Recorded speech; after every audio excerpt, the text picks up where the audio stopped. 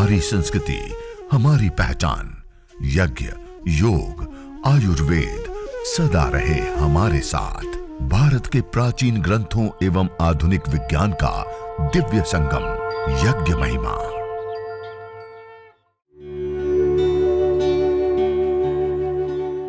भारतीय संस्कृति में यज्ञ, योग एवं आयुर्वेद जैसी अमूल्य विद्याएं हैं, जिसका मूल है वेद। इतिहास की ओर दृष्टि डालें तो भगवान राम, भगवान कृष्ण से लेकर राजा महाराजाओं, ग्रामवासियों व अरण्यवासी ऋषियों की कुटियों तक नित्य व नैमित्तिक यज्ञों का प्रचलन देखने को मिलता है। सर्वरक्षक परमपिता परमात्मा को प्रणाम करते हुए आज हम यह यज्ञ चिकित्सा एवं प्रशिक्षण शिविर के अंतर्गत विशेष रूप से आज और कुछ औषधियों को लेकर के, कुछ अलग और रोगों के शांति के लिए किस प्रकार से हम यज्ञ कर सकते हैं उसके विषय में बताते हुए कुछ आपके जो महत्वपूर्ण प्रश्न आए हुए हैं उन प्रश्नों का हम समाधान करने का प्रयास करेंगे। तो आइए सबसे पहले हम यज्ञ करते हैं, हवन करते हैं, अग्निहोत्र करते हैं। सबसे पहले दाएं हाथ की अंजलि में जल लेकर के हम 3 बार आचमन करेंगे। दाएं हाथ की अंजलि में जल ले लीजिए। ओम अमृतोपस्तरणमसे स्वाहा। ओम अमृतापिधानमसे स्वाहा। ओम सत्यं यशः श्रीर्मयि श्रीश्रयतां स्वाहा। 3 बार आचमन करके फिर हस्त प्रक्षालन करके बाएं हाथ की अंजलि में जल लेकर के अब ओम वांग्म आस्यस्तु, ओम नसोर्मे प्राणोऽस्तु, ओम अक्ष्णोर्मे चक्षुरस्तु, ओम कर्णयोर्मे श्रोत्रमस्तु, ओम बाह्वोर्मे बलमस्तु, ओम ऊर्वोर्म ओजोऽस्तु, ओम अरिष्टानि मिंगानि तनुस्तन्वा में सह सन्तु। सभी अंगों के ऊपर जल का छिड़काव कर देते हैं और इसके बाद आचमन अंग स्पर्श की क्रियाओं को संपन्न करके अब हम यज्ञ को आगे बढ़ाते हुए विशेष रूप से यज्ञ का हम प्रारंभ करते हैं। उसमें सबसे पहले ईश्वर स्तुति, प्रार्थना, उपासना भी हम कर सकते हैं। मंगलाचरण करने के बाद आचमन अंग स्पर्श और ईश्वर स्तुति, प्रार्थना, उपासना ना करना चाहे तो एक बार गायत्री मंत्र का जप करते हुए भी स्तुति 100 कम से कम समय में भी हम ईश्वर स्तुति, प्रार्थना, उपासना कर सकते हैं। ओम भूर्भुवः स्वः तत्सवितुर्वरेण्यं भर्गो देवस्य धीमहि धियो यो नः प्रचोदयात्। इस प्रकार से ईश्वर स्तुति, प्रार्थना, उपासना को हम इस प्रकार एक बार गायत्री का जप करते हुए भी, इसी प्रकार इस गायत्री का जप करते हुए उसका जो अर्थ का गान है, जैसे अभी पत्रक आदि में और सभी जगहों पे हमने दिया है, तो हम जो गायत्री मंत्र का हम उच्चारण करते हैं उसको विशेष रूप से हम गान के रूप में भी अर्थ भावना बनाते हुए भी गान कर सकते हैं। तूने हमें उत्पन्न किया, पालन कर रहा है तो तुझसे ही पाते प्राण हम, दुखियों के कष्ट हरता है तू। तेरा महान तेज है, छाया हुआ सभी स्थान, सृष्टि की वस्तु वस्तु में तू हो रहा है विद्यमान। तेरा ही धरते ध्यान हम, मांगते तेरी दया ईश्वर, हमारी बुद्धि को श्रेष्ठ मार्ग पर चला। दाता हमारी बुद्धि को श्रेष्ठ मार्ग पर चला। इस प्रकार से गायत्री मंत्र का गान के रूप में, अर्थ भावना के रूप में भी उच्चारण करते हुए एक बार गायत्री मंत्र का जप कर लिया और उसके बाद उसकी अर्थ की भावना बनाते हुए इस प्रकार से गान करने के बाद भी इसको हम एक रूप से ईश्वर स्तुति प्रार्थना उपासना का जो शॉर्ट फॉर्म कहें या छोटा रूप कहे या कम समय में कहे, या जिनको 8 मंत्र नहीं आता है और तात्कालिक रूप से वो जब यज्ञ शुरू करना है तो इस प्रकार से भी वह यज्ञ हवन अग्निहोत्र आदि को संपन्न कर सकते हैं। और जैसे वेदी हमने तैयार कर ली है, समिधा आदि लगा करके उसके ऊपर थोड़ा सा इस प्रकार कपूर को चूर्ण को थोड़ा सा रख देते हैं और एक टिकिया को अलग से श्रू के अंदर इस प्रकार से रख ली खड़ी, जिससे वो तुरंत ही अग्नि को पकड़ ले। और दीपक हमने तैयार करके रखा है, तो दीपक के अंदर भी थोड़ा सा हम घृत आदि का सिंचन करके और दीप प्रज्वलन सबसे पहले हम करेंगे। और दीप प्रज्वलन पूर्वक हम अग्न्याधान करते हुए आगे बढ़ते हैं 3 महाव्याहृतियों का उच्चारण करते हुए। ओम भूर्भुवः स्वाहा, ओम भूर्भुवः स्वर्योरिव भूम्ना पृथिवीव वरिम्ना, तस्या आस्ते पृथिवी देवयजनी पृष्ठे अग्निमन्नादमन्नाद्यायादधे। वेदी के मध्य में अग्नि को स्थापित करके दीपक को ईशान कोण के ऊपर रख देते हैं और छोटी सी एक समिधा लेकर के उसको घृत से सिंचित करके और उस अग्नि के ऊपर हम जल रख देते हैं तो अच्छे से अग्नि प्रदीप्त हो जाती हैं। अग्नि को जल्दी से वो पकड़ लेता है।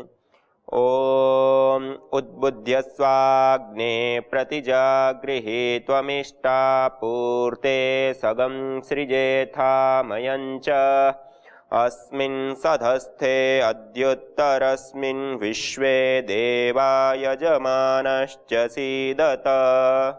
अब समिधाधान। ओम अयंत इद्म आत्मा जातवेदस्तेनेध्यस्व वर्धस्व चेद्धवर्धय चास्मान्, प्रजया पशुभिर्ब्रह्मवर्चसे नान्न येन समेधय स्वाहा। इदमग्नये जातवेदसे इदन्न मम। ओम समिधाग्निं दुवस्यत घृतैर्बोधयतातिथिं, अस्मिन् हव्या जुहोतन सोऽसविद्धाय शोचिषे घृतं तीव्रं जुहोतन। अग्नये जातवेदसे स्वाहा, इदमग्नये जातवेदसे इदन्न मम।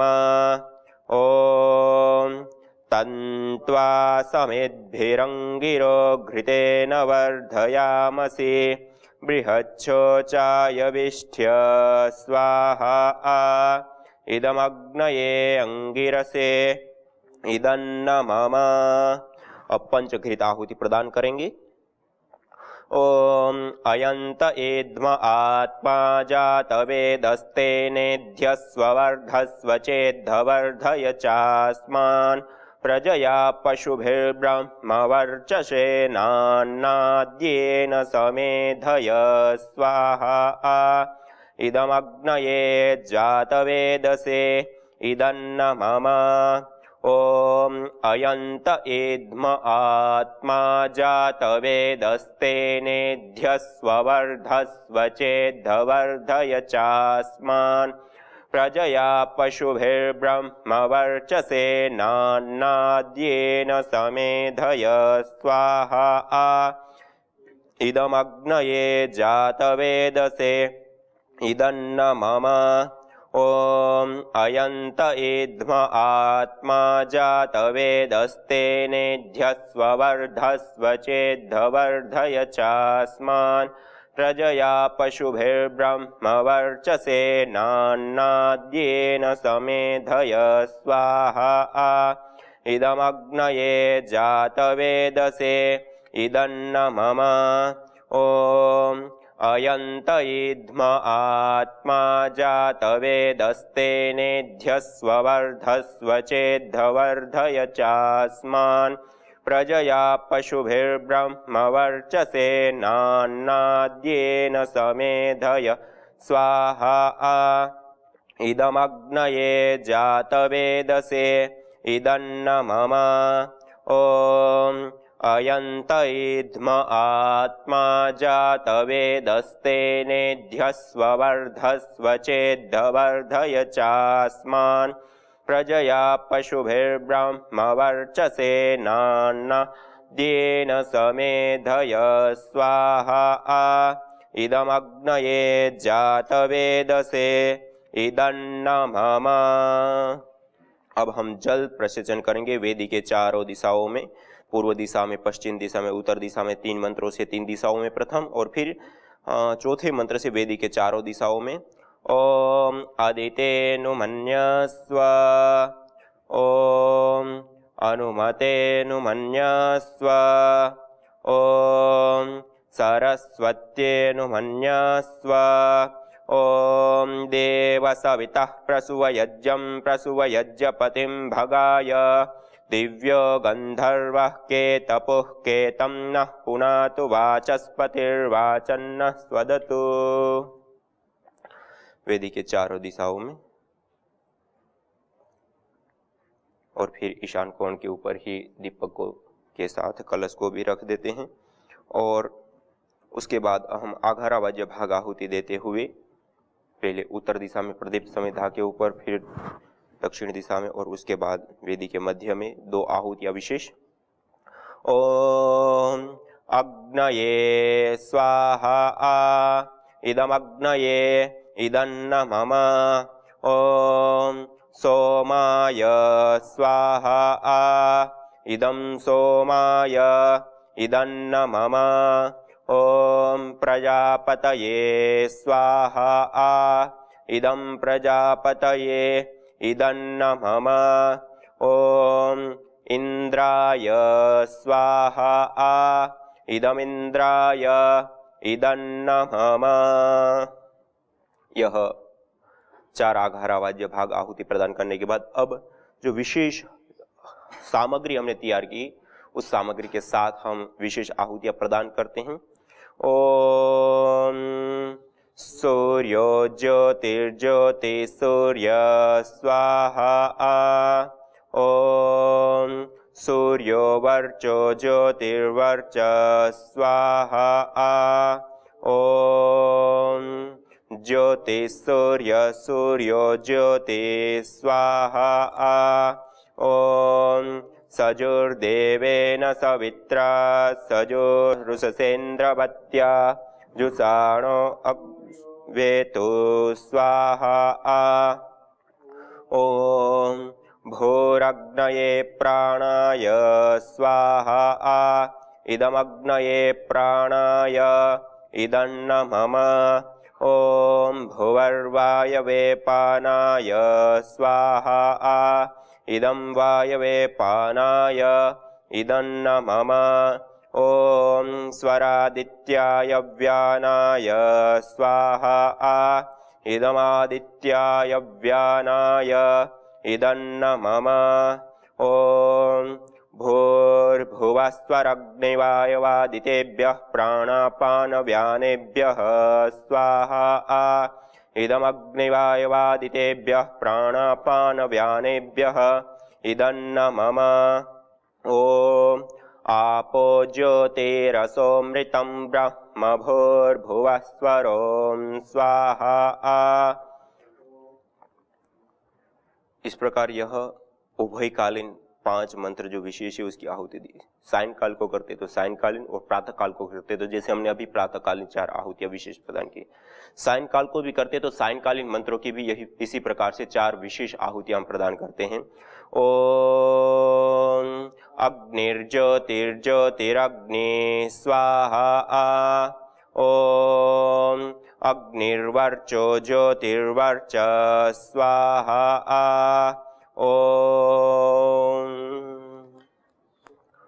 स्वाहा, ओम सजुर्देवेन सवित्रा सजुरात्रिन्द्रवत्या जुषाणो अग्निर्वेतो स्वाहा, ओम भूरग्नये प्राणाय स्वाहा, इदमग्नये प्राणाय इदन्न मम, ओम भुवर्वायवे पानाय स्वाहा, इदं वायवे पानाय इदन्न मम, ओम स्वरादित्याय व्यानाय स्वाहा, इदमादित्याय व्यानाय इदन्न मम, ओम भूर्भुवस्वरग्निवायुवादितेभ्यः प्राणापानव्यानेभ्यः स्वाहा, इदमग्निवायुवादितेभ्यः प्राणापानव्यानेभ्यः इदन्न मम, ओम आपो ज्योतिरसोमृतं ब्रह्म भूर्भुवस्वरों स्वाहा। यह विशेष आघारावाज्य भाग आहुति मंत्रों के बाद प्रातःकाल यज्ञ करते तो प्रातःकालीन मंत्र, सायंकाल करते तो सायंकालीन मंत्र और 5 उभयकालीन मंत्र जो बताए गए, भूरग्नये प्राणाय स्वाहा से लेकर के आपो ज्योति रसोमृतम ब्रह्म भूर्भुवस्वरों स्वाहा तक, इतने मंत्रों का हमें एक बार में हवन करना चाहिए, ऐसे स्वामी दयानंद सरस्वती जी ने बताया। और यदि हम एक समय ही करते हैं, दोनों समय यदि नहीं कर पाते हैं या नहीं करते हैं, यदि हम एक ही समय करते हैं तो एक ही समय में दोनों काल के जो मंत्र हैं, दोनों काल की जो विशेष आहुतियां हैं, उन आहुतियों को प्रदान करते हुए हम हवन करें। तो आज हमने दोनों प्रातःकालीन और सायंकालीन दोनों जो आहुतियां विशेष होती है उसको प्रदान किया। और अंतिम में ओम सर्वं वै पूर्णगं स्वाहा, ओम सर्वं वै पूर्णगं स्वाहा, ओम सर्वं वै पूर्णगं स्वाहा। इस प्रकार से पूर्णाहुति प्रदान करके संपूर्ण विश्व के मंगल की कामना करते हुए ओम सर्वे भवन्तु सुखिनः, सर्वे सन्तु निरामयाः, सर्वे भद्राणि पश्यन्तु मा कश्चित् दुःखभाग् भवेत्। हे ईश सब सुखी हो, कोई न हो दुखारी, सब हो निरोग भगवन, धन धान्य के भंडारे, सब भद्र भाव देखे, सन्मार्ग के पथिक हो, दुखिया न कोई होवे, सृष्टि में प्राण धारी। हे ईश सब सुखी हो, कोई न हो दुखारी, सब हो निरोग भगवन, धन धान्य के भंडारी। इस प्रकार से प्रार्थना, स्तुति, उपासना प्रभु की करते हुए अंतिम में 3 बार शांति शांति शांति, आध्यात्मिक, आदिदेविक और आदि भौतिक तीनों प्रकारों के तापों से हे प्रभु, हे ईश्वर, हमें शांति प्रदान कीजिए। इस भावना से युक्त होते हुए ओम शांति शांति शांति ओम। ऐसे यह देव यज्ञ अग्निहोत्र हमारा संपन्न हो गया। आज आपको विशेष रूप से कुछ महत्वपूर्ण औषधियों से आज परिचय कराऊंगा और खास करके यज्ञ चिकित्सा के माध्यम से जो अलग अलग बीमारी की हम चर्चा करते हुए आ रहे हैं, उसमें से एक रोग जिसको पूरी दुनिया में यदि देखा जाए तो सर्वाधिक जिस रोग से कहीं ना कहीं व्यक्ति पीड़ित होता है या रहता है, वह रोग है चर्म रोग। चर्म रोग होने के अनेकों कारण हैं। शरीर के अंदर जो विटामिन, न्यूट्रिएंट, केमिकल्स आदि जो मेंटेन होना चाहिए वो मेंटेन ना रहने के कारण भी हो सकता है। इससे अतिरिक्त खान पान व्यवस्थित ना होने के कारण, खून अशुद्ध हो जाने के कारण, पेट साफ ना होने के कारण और भी बहुत सारे कारण चर्म रोगों के होने के। और यहाँ तक कि आयुर्वेद शास्त्रों में कुष्ठ आदि कुछ ऐसे रोग होते हैं जिसको पूर्व जन्मों का कर्माशय भी कारण माना गया है। तो कर्मों के आधार पे भी चर्म रोग आदि प्राप्त होते हैं। तो उन रोगों का इलाज या उन रोगों का निदान कैसे हम प्राप्त कर सकते हैं, और वह भी यज्ञ के माध्यम से।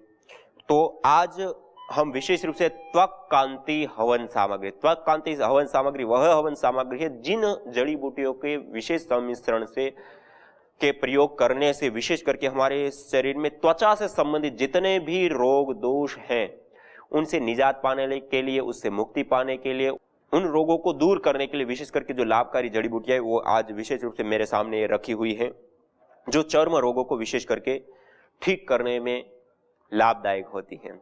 और हमने कई सारे लोगों को इस यज्ञ चिकित्सा को अपना करके जो चर्म रोग है उसके ऊपर लाभ प्राप्त होते हुए देखे। और उसमें एक संतोष आटेकर करके एक भाई, उनका एक्सीडेंट हो गया था और एक्सीडेंट होने के बाद इतना बड़ा घाव हो गया और धीरे धीरे वो बढ़ता जा रहा था। ना उनको डायबिटीज है ना कोई ऐसी कोई दूसरी प्रॉब्लम थी, नॉर्मल अवस्था में एक्सीडेंट हुआ था और वो घाव पैर में इतना हो गया कि हमारे से देखा ना जाए। और करीब 8 से 9 साल हो गए लेकिन वो घाव भर नहीं रहा था, अभी तो वो बढ़ रहा था और हम देखे तो हमारी रूह कांप जाए, मतलब देखा ना जाए ऐसा घाव था। और उस अवस्था में उन्होंने यज्ञ चिकित्सा के बारे में जाना, पहचाना, क्योंकि उससे पहले वो 9-10 साल में जितने भी अलग अलग उपचार एलोपैथ आदि चिकित्सा पद्धतियों में किए जाते हैं या होते हैं, लगभग वो सारे के सारे उपचार 9-10 सालों में वो कर चुके। और इससे अतिरिक्त भी उन्होंने कई सारे ऐसे उपचार लिए, उसके बावजूद भी जब उनको विशेष करके लाभ प्राप्त नहीं हुआ, रोगा उसी अवस्था में था, उस समय उन्होंने यज्ञ चिकित्सा को अपनाया। और जब उन्होंने यज्ञ चिकित्सा को अपनाया और उसके बाद जो लाभ उनको प्राप्त हुआ, आप आश्चर्य करेंगे। जो 9 साल बीत चुके थे एक्सीडेंट होने के बाद और वो घाव बढ़ रहा था, वह यज्ञ चिकित्सा और यज्ञ करते समय पैर को उन्होंने खुला रखा। और यज्ञ हो जाने के बाद उसमें जैसे हमारे आयुर्वेद आदि शास्त्रों में वच और विशेष करके नीम, ये हमारे पास नीम की छाल रखी हुई है, और इसी प्रकार से एक वच जो आपको मैं बताता रहता हूँ, वच, ये दोनों को अंगारों के ऊपर डालते हैं और उससे निकलने वाली जो धुनी होती है, धुआं होता है, उस धुनी को, उस धुआं को लेने से विशेष रूप से वो घाव को, उस धुआं को देने से वो घाव के ऊपर जो विशेष उस घाव को बढ़ाने वाले जो अलग अलग बैक्टीरिया होते हैं वो स्वाभाविक रूप से नष्ट हो जाते हैं, दूर हो जाते हैं। यज्ञ अस्थमा से लेकर कैंसर जैसे जानलेवा रोगों से बचाने के साथ ही तनाव, अनिद्रा व अवसाद आदि मानसिक रोगों को दूर कर शांति व सौमनस्य प्रदान करता है। यज्ञ से विषैली गैसों में भारी मात्रा में कमी आती है व जानलेवा बैक्टीरिया, वायरस, फंगस आदि नष्ट होते हैं एवं रेडिएशन को भी कम करता है। यज्ञ भूमि की उर्वरा शक्ति एवं फसलों में एक्टिव कंपाउंड को बढ़ाता है तथा रोगों की रोकथाम भी करता है। यज्ञ कृषि से उत्पन्न अन्न, फल आदि उत्तम पोषक तत्वों से युक्त एवं स्वादिष्ट होते हैं। यज्ञ उत्तम वर्षा करने वाला तथा जलाशयों का शोधन करने वाला होता है। यज्ञ जड़ एवं चेतन दोनों में सात्विकता का संचार करता है। यज्ञ जहां भौतिक ऐश्वर्य एवं पुण्यों को प्रदान करता है, वहीं आध्यात्मिक जीवन में मानवीय चेतना का उत्कर्ष करके अतिमानस चेतना की ओर अग्रसर करता है। यज्ञ भारतीय संस्कृति की मुकुट मणि है, प्रतीक है, मूल है। मानव जीवन के हर पहलू के साथ यज्ञ जुड़ा हुआ है, चाहे वह संस्कार हो, चाहे पूजा पाठ या फिर पर्व से लेकर हर शुभ अशुभ अवसरों में भी यज्ञ करने की सार्वभौमिक, वैज्ञानिक एवं पंथ निरपेक्ष पावनी परंपरा रही है। आइए हम संकल्प लें, संसार के श्रेष्ठतम कर्म यज्ञ को अपनाएं। पिंड और ब्रह्मांड में संतुलन कायम करने वाले यज्ञ को अपने जीवन का अभिन्न अंग बनाएं एवं प्रकृति मां के प्रति अपने ऋणों को अदा करें। विश्व स्वास्थ्य का एक नारा, यज्ञ से होगा जग उजियारा।